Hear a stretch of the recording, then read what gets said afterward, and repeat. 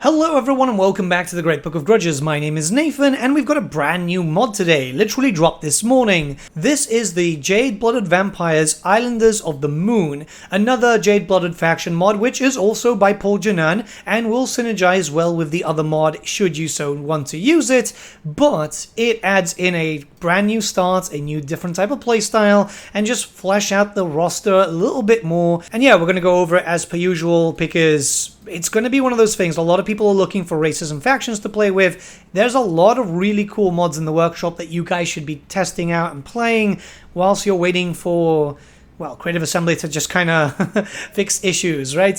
So let's go into the faction effects. Diplomatic relations -50 with the high elves, enables Plague of Sleep, but can be negated by using army abilities for all armies. Unique landmark in Towers of the Stars. This provides powerful faction buffs and enables poison attacks for all armies. When it comes to the Lord effects, we have as follows. Weapon strength plus 18% for Hungry Ghost units in Lord's army, casualty replenishment plus 10% for Hungry Ghost units in Lord's army, and speed plus 9% in Lord's army. This is going to be the main faction and the main army that you're going to be using. Now, thankfully, this faction is actually far off from Cathay. Well, close enough, but still far enough. The faction starts in the Eastern Colonies. You already have those High Elves as an enemy, but this means that finally those High Elves will actually fight something. I don't know if you've seen my time lapses and so on, but they can stay like for 500 turns, literally undisturbed, and they can watch the rest of the world burn, apparently. The campaign is going to focus around this area, and then you can start spreading out to wherever you choose, go and fight Kugath, or literally just travel into the Southern Wastes. The world is literally your oyster.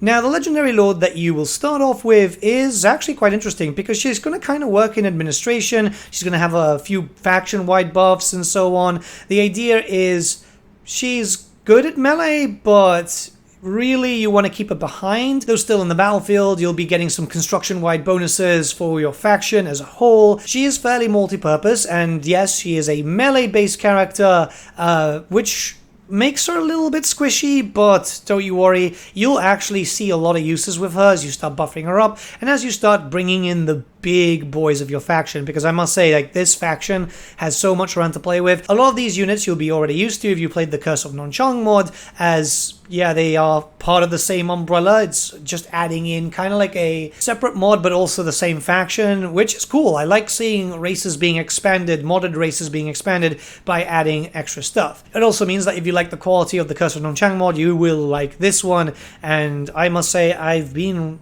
pretty much enjoying myself. I had to stop so I could actually start recording. It's definitely something that I'm going to be jumping right back into after this video is sorted. So you do have access to a new resource known as Spirit Tracers, and this is going to be acquired through battles, buildings, characters, missions, and other stuff. You're going to be using it in a mortuary cult. It's actually a little bit different. We'll get to that a little bit later. Other stuff which can pop up, and also in rites. This means that, yeah, you're going to be using this quite a lot, especially with the mortuary cult adding in quite a lot of flavor when it comes to literally the whole faction. I feel it's what makes it very, very unique. The mortuary cult itself is actually a sanatorium, which I think is really awesome. Here you can get some buffs towards your faction, you can get units.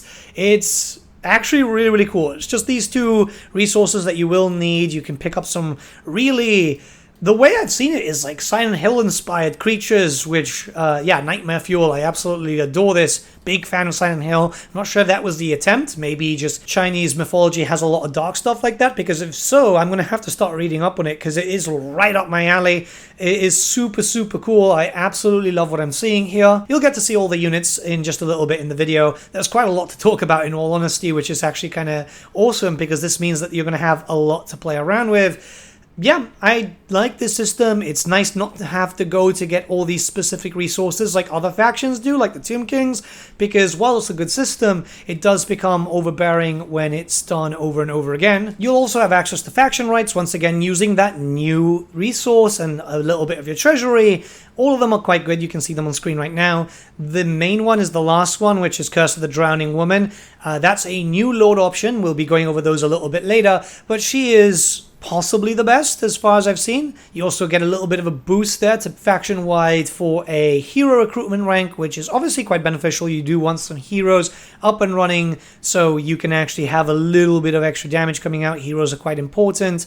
But yeah, overall, this is where things get a little bit more interesting. You see, the faction is a empire builder, but you won't actually be picking up capital cities and so on. Instead, you'll be kind of focusing your majority recruitment as a shipbuilding focus with your legendary lord, who will act as the main source of recruitment. I know that might sound a bit weird, but it actually does kind of work from what I've been playing at the very least, as she is your frontliner. Everything is kind of centered at the beginning towards your actual area here in the eastern colonies. And then as time progresses, then you'll start moving out. The great thing about this is, really, when it comes to shipbuilding, it's really quick. If you know how to focus on just the pirate growth stuff, then yeah, it just really gets to the tier 5 without too much of a problem. You'll be getting there within like 45 turns or so. At least that's where I got it, but I was kind of focusing on certain troops and dealing with all the trouble that does spawn in. We will talk about that a little bit later on. You might be wondering what happens to your actual faction, how you're going to empire build and so on,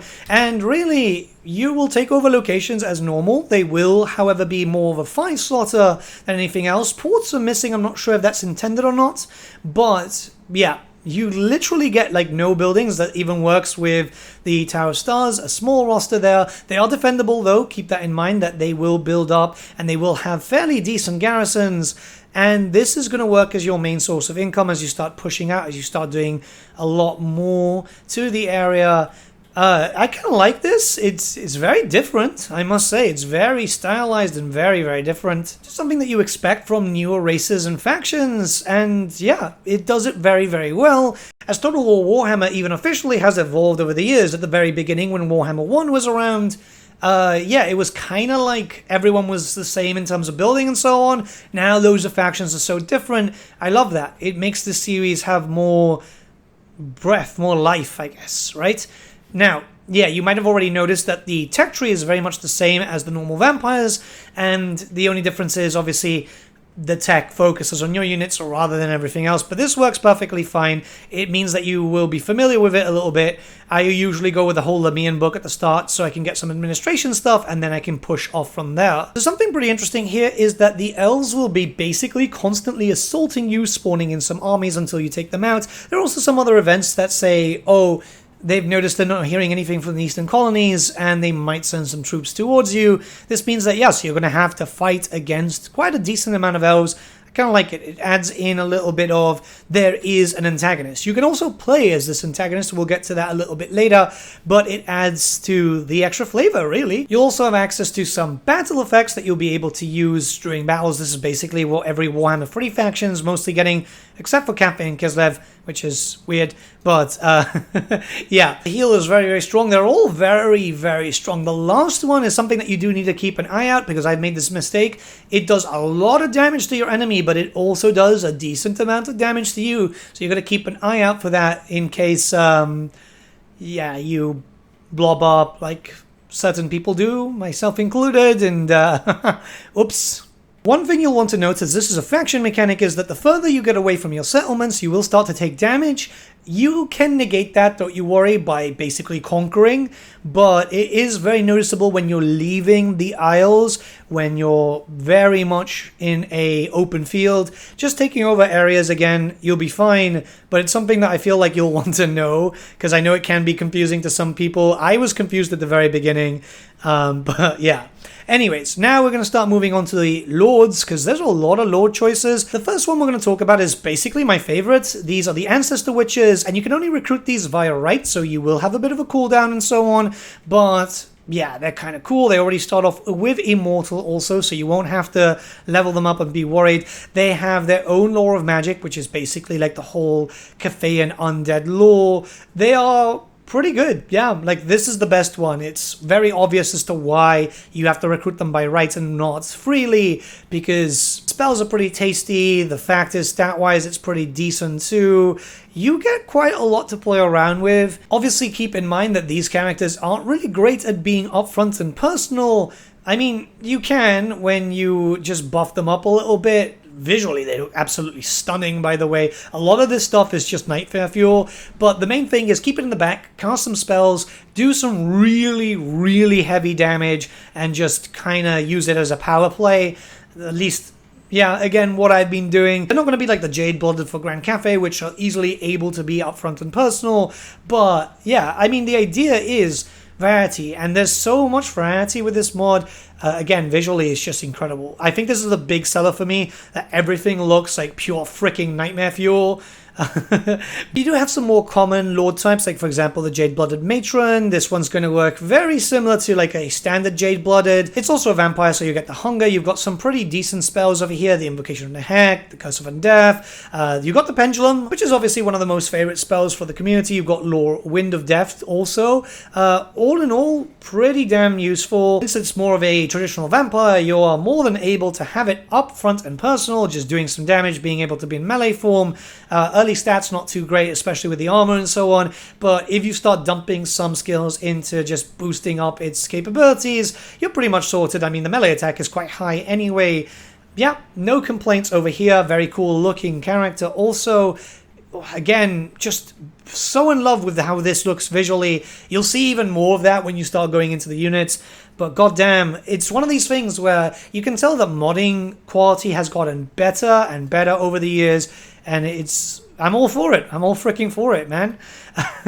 The last one is just the Jade-Blooded Master Warlock. So this one is a necromancer style, but very, very good at melee. This is in case you want a melee lord, which is something that a lot of people do want. This is why certain other factions that are officially done do kind of suffer, because they don't have those melee lord options. We don't really have to talk about this too much because we've already seen this in action in the other mod, but it's here just in case you want it, and I think that's really, really good. So we're going to start looking towards the heroes, and some of them we've already had in the Jade-Blooded Non-Chung mod, which again, it's kind of linked up, so it kind of makes sense.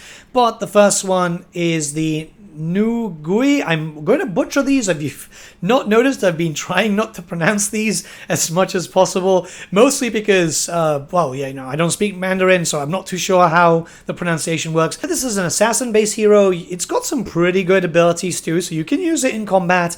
Very much depends on how your playstyle is. The same thing goes with the other ones. Like, for example, we do have the Revenant here.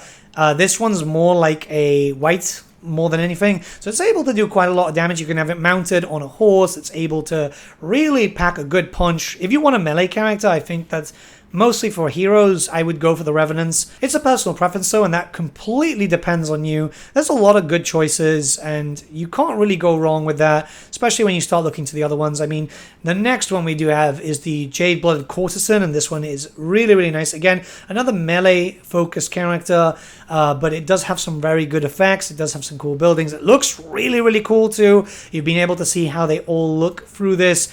Again, so cool visually, it almost looks official, and I really like when the modders go the extra mile just to really ham it in that this is supposed to be its own thing, that this is DLC quality essentially. But don't you worry, you do have access to a spellcaster. It's not all melee based, and this is the Channeler, which is also going to have some abilities, which obviously very, very useful. The fact that you're getting so many abilities with different hero types means that your armies are going to be very, very strong. The Channeler is a little bit of a mix. So you do have like this brand new Cathayan undead lore, which works very similar to that of the vampire lore. So you're already used to it. You already know how to use it. You also have some of the old school vampire stuff like Curse of Years and so on, which is going to be very good because I quite like that spell. It very much depends on the player. That's a really big thing here. There are some things that I will enjoy in terms of spells where you guys might say, well, that spell is trash. Maybe mostly because I've got like an attachment to those spells in the tabletop, so when I see it here, it does kind of make me smile. But anyways, the faction is quite large. You've got a very large roster to play around with. We're going to go around all the units and so on. We're not going to go over the Regiments of Renown though, but there are so many. It feels like a fully fleshed out faction, and that's important, especially as there's a lot of fully fleshed out factions which are going to cause you problems. Right, so a lot of these units, like I said, are from the Curse of Non-Chung mod because it's the same modder and so on. So we're not really going to go too much into those. We do have the Unearthed Laborers, which is basically just like zombie slaves. Very much the basic stuff that you will be using throughout your armies when possible. You've got the Returned also. The Returned are Again, very similar, just the difference is that they do have access to better weapons, and they do have access to spears too, just in case that you need some anti-large. Versus the High Elves, not so much. It's more of the case that you'll be dealing with it in different areas. There are Gore Hags, which use the Crypt Ghoul mechanics, I believe. Well, not mechanics, but like rig and so on. And they look awesome. This is where things start turning into nightmare fuel. Like, they look pretty grim. It's something that you will notice. There's so much grim stuff here.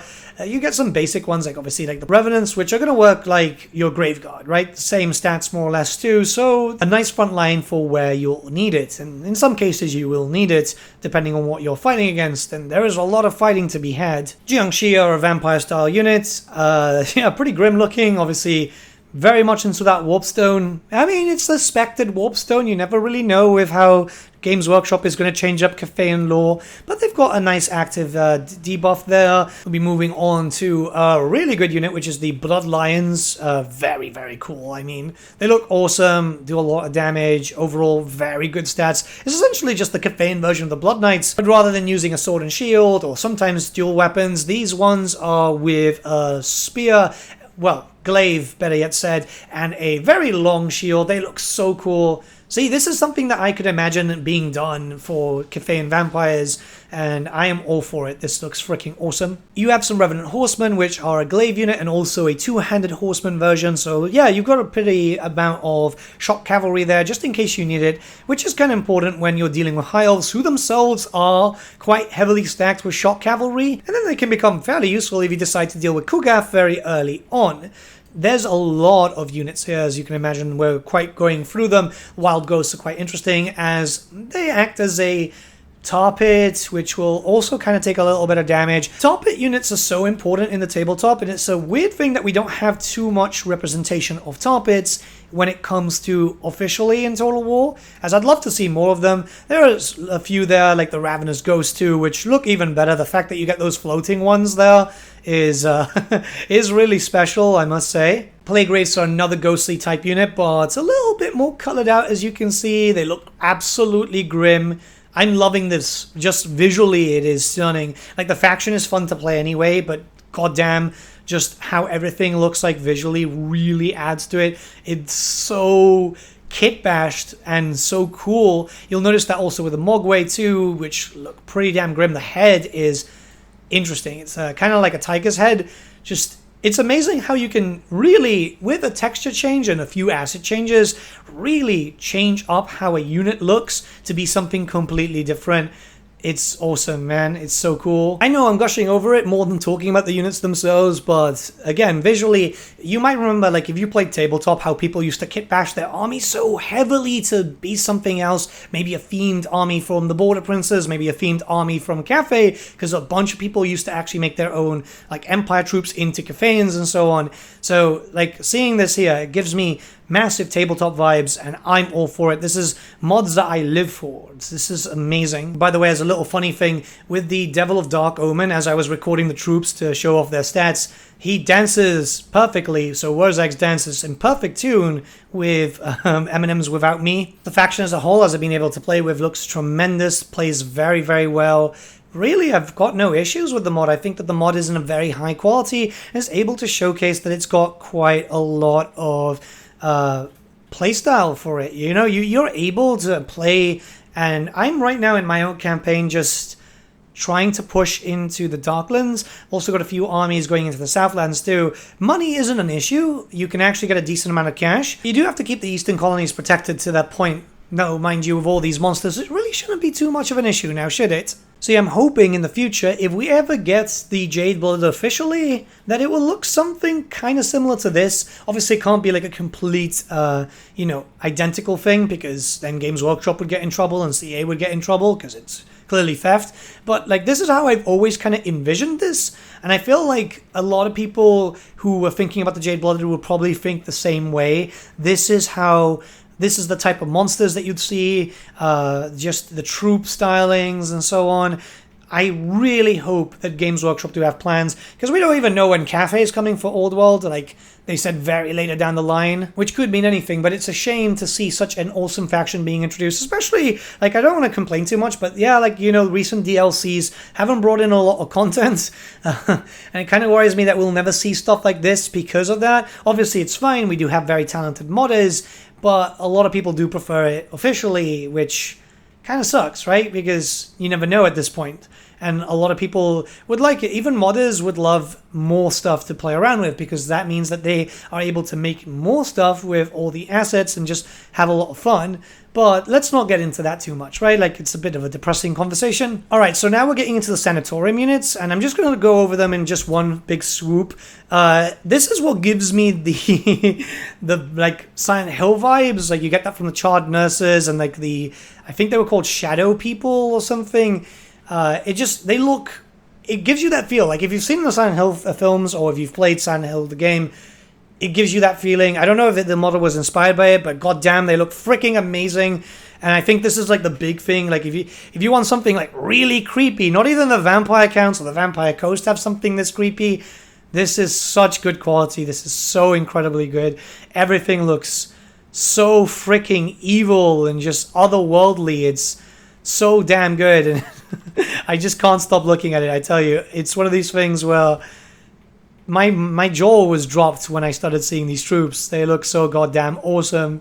I can't stop looking at them. This mod will also introduce a high elf faction. Not a lot is really introduced here, but it's the antagonist that you're going to be fighting against. Well, let's be honest, protagonist, because you're the evil faction here. But there are some faction effects and lord effects, as you can see. Winds of Magic Power Reserve minimum +8. Upkeep -20% for colonial militiamen for all armies. Income from ports +12% faction-wide. Leadership +5 for Tower Guard of Elisor, all armies. And construction cost is increased by 10% for local province when you've got your legendary lord there. This does give them a lot of benefits to send armies to you and so on, because you're going to be dealing with them fairly often. They'll also be starting in the same location. The only difference is if you decide to play as the high elf faction, you'll have one of these vampire factions against you. You can take them out pretty quickly. The faction as a whole plays the same way as all other high elves. The only difference is obviously that you do have the new legendary lord, which does have his special items, does get access to barrier and so on. It's more the case if you want to play as a high elf faction here with a few extra units. They do have access to the militiamen and so on, which it's not a lot. It's not a lot, obviously, because the main focus is supposed to be the Jade-Blooded, but I like the idea of having a little bit here just to kind of give you reason to fight something. Or if you want to play as the high elves as a faction are perfectly fine. They do need a bit of a rework, let's be very, very honest here, but that's something that we should expect either through another mod for the high elves or as a official thing eventually, if Creative Assembly ever get to fixing up the races from Game 2. But let's be very, very honest, the lizard men need more attention than the dark elves and the high elves first, because goddamn do the lizard men suck. You've got access to the new units that will be recruitable pretty early into your campaign. Those units will also be shown off in terms of stats and so on in just a very small amount of time. Overall, I must say this was being quite interesting. This is why the video is coming out later than usual too, because I had a video done for today, but I saw it and I was like, I gotta stop everything and just play this, because it seemed really, really fun. And I must admit, I've had a lot of fun. I feel like it's definitely something that brings a lot of flavor. Again, I know I've been saying that a lot, but the idea is, I know the community right now is not feeling in the best place for obvious reasons with Shadows of Change, the whole situation with 3.1, and then obviously patch 1.4 not being so great, and just everything. But you know, the modders are still here, the modders are still creating content. It's stuff that is very, very good, and you need to try it out. We've got a little bit of a custom battle here that I've got a force of these vampires versus some Tomb Kings, because I really like bullying them lately. I'm not too sure why. I'm going to tell you clearly, if you want to have some fun, if you're not really interested and maybe you've not purchased Shadows of Change, you might want to try this out. I've really, really enjoyed it. I'm going to go back to playing this now, as I've been spraying up models, and whilst I'm waiting for them to spray up and so on, I'm just casually spending some time and playing some Total War. It's linked in the description below. Give it a try. You're not going to be disappointed. Have a good day, guys. I'll see you all again very, very soon. We are immortal!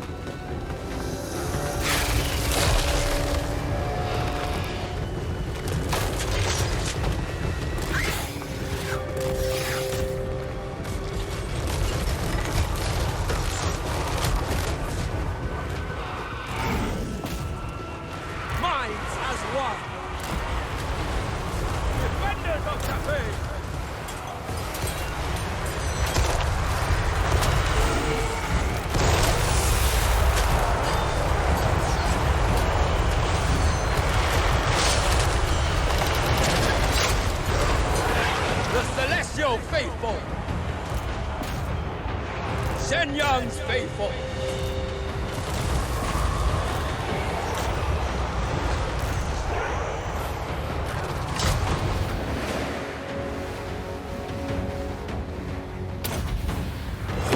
Ready, as always.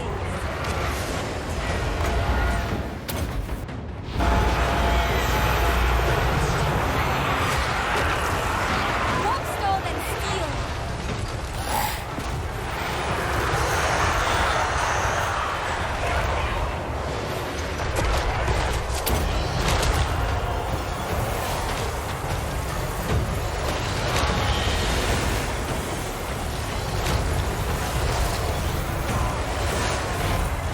Lastan Metallurgist.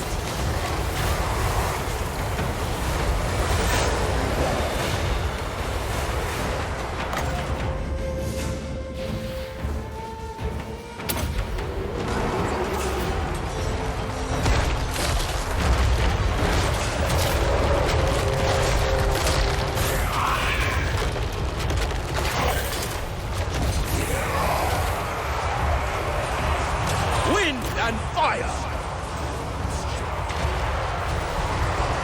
War Cafe!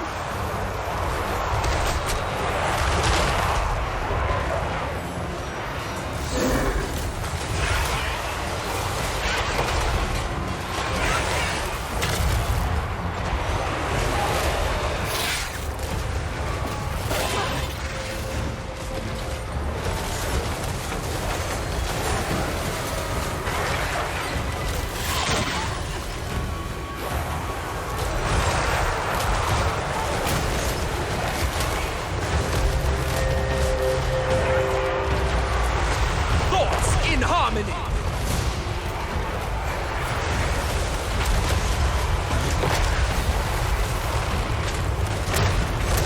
Blood dance!